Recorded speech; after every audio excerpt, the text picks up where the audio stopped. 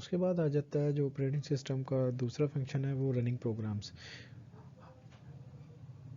हम जानते हैं कि हम ऑपरेटिंग सिस्टम के ऊपर और बहुत सी दूसरी एप्लीकेशंस यूज़ कर सकते हैं, जैसे कि रिसेंटली हमने एक वर्ड प्रोसेसिंग के लिए माइक्रोसॉफ्ट वर्ड यूज़ किया था। तो सिस्टम कॉल क्या होता है? सिस्टम कॉल होता है कि how a program request a service from an operating system. क्योंकि ये वो चीज़ होती है जो एक एप्लीकेशन सॉफ्टवेयर को जो है अलाउ नहीं होता कंप्यूटर के ऊपर जो है ना कि वो उसको कंप्यूटर को यूज़ कर सके, इसलिए ऑपरेटिंग सिस्टम जो है उसे एक इन्वायरमेंट प्रोवाइड करता है कि वो कंप्यूटर्स के हार्डवेयर को यूज़ कर सके। जैसे कि अगर हम वर्ड प्रोसेसिंग की बात करते हैं, जब वर्ड प्रोसेसिंग में कोई चीज़ हमने कोई ऐड करवानी होती है, इंसर्ट कोई पिक्चर वगैरह या कोई फाइल जो हमारे कंप्यूटर में मौजूद होती है, तो हम उसको इंसर्ट करते हैं और उसके बाद इस डायरेक्टरी में हमारा वो डाटा बड़ा होता है, हम उसको उधर से वो रिट्रीव कर लेते हैं। तो ये जो डाटा हम रिट्रीव करते हैं, इसमें जो हमारी हेल्प कर रहा होता है वो ऑपरेटिंग सिस्टम हेल्प कर रहा होता है। ठीक है। इसी तरह जब भी कोई भी ऑपरेटिंग सिस्टम का खुद का भी कोई अगर फंक्शन जो है, जैसे कि अगर कोई फोल्डर ओपन कर रहे हैं, तो उसके लिए जो जो से हमारा ऑपरेटिंग सिस्टम सीपीयू को जो है वो कॉल करता है, इंस्ट्रक्शंस देता है, तो वो ये सारे सिस्टम भी एक सिस्टम जो है ना कॉल कर जो है ना इसको कहते हैं।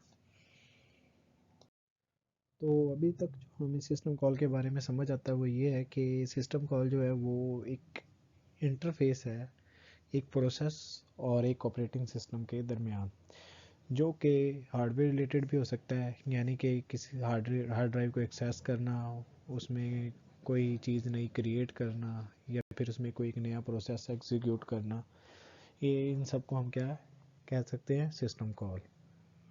इसके अलावा जो ऑपरेटिंग सिस्टम हमारे प्रोग्राम्स को जो सर्विसेज प्रोवाइड करता है, उसमें आ जाती हैं saving the contents of a file disk, यानी कि कोई किसी भी किस्म का जो डाटा है वो उसको डिस्क पे सेव करना।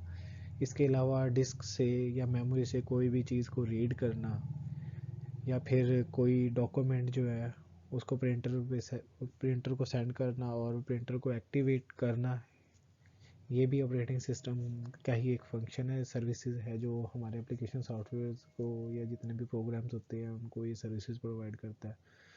उसके अलावा ऑपरेटिंग सिस्टम क्या करता है? हमने कॉपी पेस्ट करने, यानी कि डाटा एक जगह से दूसरी जगह पे मूव करने, चाहे वो कोई डॉक्यूमेंट हो या फिर कोई फाइल हो, कोई वीडियो, कोई भी चीज़ हो, या इसके अलावा कोई प्रोग्राम हो जो हमने एक जगह से दूसरी जगह पे कॉपी, एक फ़ोल्डर से दूसरे फ़ोल्डर में कॉपी करना है या जो भी करना है उसे कट करना है, वो सारी फंक्शनैलिटी जो है वो कौन हमें प्रोवाइड कर रहा होता है? वो ऑपरेटिंग सिस्टम प्रोवाइड कर रहा होता है।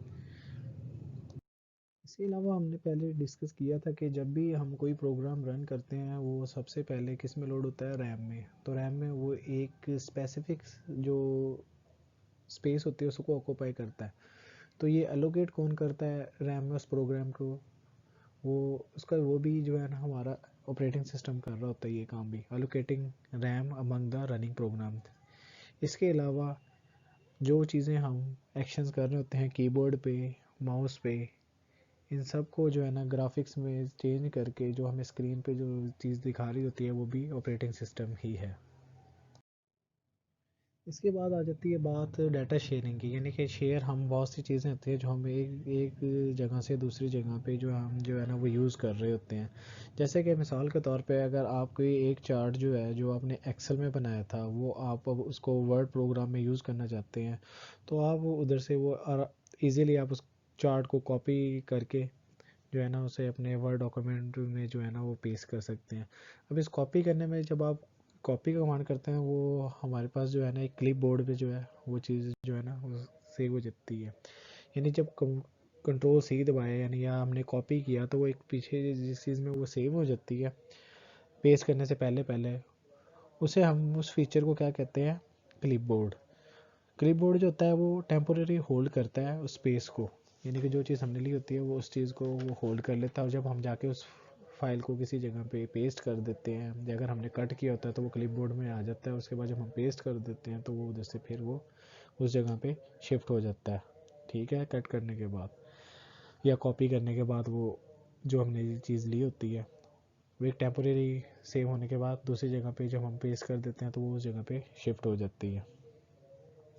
तो इसकी जो इसके अलावा और जो एग्जांपल्स हैं डाटा शेयरिंग, उसमें एक OLE आ जाता है, ऑब्जेक्ट लिंकिंग एंड एम्बेडिंग।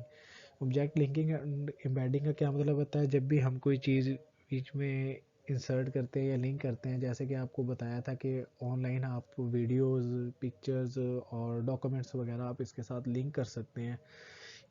तो यानी कि ऐसी चीज़ जो उसी टाइप की ना हो तो उसको हम जो है ना उसके साथ लिंक करवा देते हैं। इसके बाद जो तीसरा फंक्शन हमारे पास ऑपरेटिंग सिस्टम का आ जाता है वो हो जाता है मैनेजिंग हार्डवेयर्स।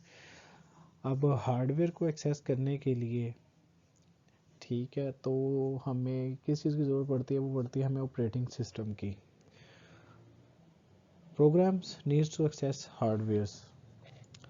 उसके बाद interrupt request send to CPU. CPU यानी कि जब हम कोई भी काम हमारा इंस्ट्रक्शन जो हम कंप्यूटर को देते हैं तो सबसे पहले वो किधर जाती है, ऑपरेटिंग सिस्टम से सीपीयू में चलती है। सीपीयू क्या करता है, अपना जो काम कर होता है वो रोकता है। उसके बाद वो डिवाइस को एक्सेस करता है, यानी कि जिस डिवाइस को हमने इंस्ट्रक्शन में कहा हो कि उसको एक्टिवेट करना है या हमने किसी चीज़ को जाके किसी यानी हार्ड डिस्क से अगर हमने कोई चीज़ निकालनी है तो वो उसको एक्सेस करता है। उसके बाद वो वाली इन्फॉर्मेशन जो हमें चाहिए होती है वो उसको रिट्रीव करता है और उसके बाद जो लास्ट होता है वो हमें मॉनिटर पे वो चीज़ जो है वो शो कर देता है। ठीक है, तो यानी कि इसके अंदर ऑपरेटिंग सिस्टम क्या कर होता है, हमारे जो है सीपीयू से एक तो जो है वो कनेक्शन होता है और उसके बाद जो है हमारे हार्डवेयर को जो है ना वो कंट्रोल कर रहा होता है। तो इधर एक स्टेप बाय स्टेप एग्जांपल है कि कैसे जो है वो ऑपरेटिंग सिस्टम हार्डवेयर को मैनेज कर रहा होता है। तो इसमें ये बताते हैं कि फर्स्ट स्टेप में कि क्या कर रहे हैं कि हमने एक फ़ोल्डर को क्लिक किया, ठीक है, ऑपरेटिंग सिस्टम ने जो है वो कमांड जो है वो सीपीयू को सेंड की। अब सीपीयू ने क्या किया, सीपीयू ने उस कमांड को पढ़ा, ठीक है, उसे प्रोसेस किया और उसके बाद जो उसने क्या किया वो उस ड्राइव में गया और उसके अंदर जितनी भी फाइल्स पड़ी थी उसने उस सबको रिट्रीव किया। उसके बाद रिट्रीव करने के बाद उसने उन सारे फाइल्स और फोल्डर्स को चेक किया और देखा कि हमने उसमें से कौन सी चीज़ जो है उसको रिक्वेस्ट की है। उसने उस चीज़ को निकालना है और सेंड बैक टू हमें कर देना है, ठीक है, ऑन स्क्रीन पे। और वो स्क्रीन पे दिखाने का काम भी किसका है, वो हमें ऑपरेटिंग सिस्टम का है। ठीक है, तो इसमें हमें पता चला कि कैसे जो है ऑपरेटिंग सिस्टम ने हमारी रिक्वेस्ट को लिया और कैसे उसके अंदर प्रोसेस होकर वो डाटा रिट्रीव हुआ, उसके बाद हमें स्क्रीन पे शो हो गया। इसके बाद जो हमारे पास आ जाती है ऑपरेटिंग सिस्टम की फंक्शनैलिटी, उसमें आ जाता है ऑर्गेनाइजिंग फाइल्स एंड फोल्डर्स। इसमें क्या होता है कि हम इजीली जो है ना हमारी स्टोरेज को ऑर्गेनाइज कर सकते हैं। जैसे कि हमने देखा होगा कि विंडोज़ में हमारे पास जो है ना ड्राइव्स की पार्टीशनिंग हुई होती है, जैसे कि C drive, D drive, E drive. उनको हम अपनी मर्ज़ी के नाम दे सकते हैं। जैसे कि अक्सर हम देखते हैं कि हमने एक में लिखा होता है जी मूवीज़ रखी होती है, एक में गेम्स, एक में स्टडी मटेरियल्स, ऐसे हमने पार्टीशनिंग की होती है। उसके अलावा हम अपने मर्ज़ी के उन फोल्डर्स को नाम दे लेते हैं।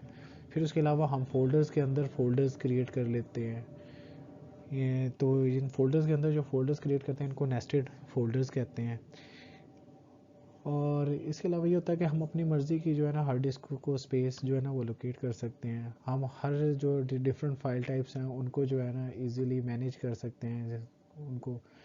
इसके अलावा जो आप जिसमें चीज़ देखते हैं आप आराम इजीली जो है उनको सॉर्ट कर सकते हैं, यानी कि एक फ़ोल्डर में आपके पास डिफरेंट किस्म की जो है ना वो चीज़ें पड़ी हैं, यानी कि जिनके फॉर्मेट चेंज हैं उन सबको आप सॉर्ट कर सकते हैं।